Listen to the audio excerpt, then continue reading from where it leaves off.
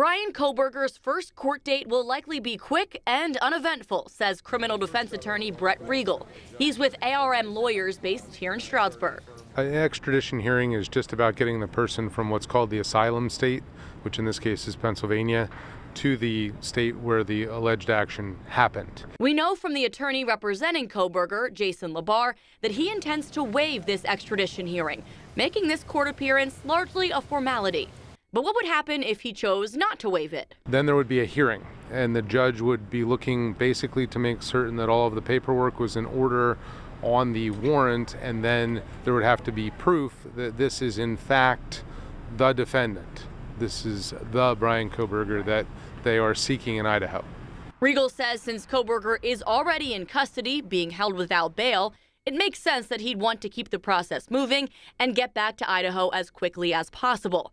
Then he can start fighting the charges against him. I mean, the first step is to learn what the Commonwealth, or in this case the state of Idaho, has.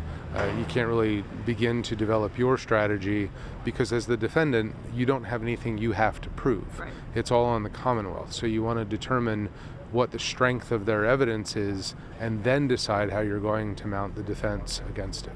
So far, police and prosecutors have remained tight-lipped about the investigation, citing Idaho state law. Certain court documents have to stay sealed until Kohberger is physically back in Idaho.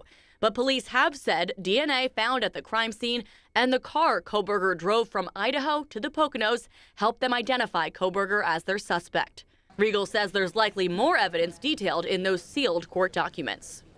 I would expect. Witnesses, surveillance cameras, cell phone location data, things of that nature. Police in Idaho say the murder weapon still has not been recovered. Elizabeth Worthington, Newswatch 16, Monroe County.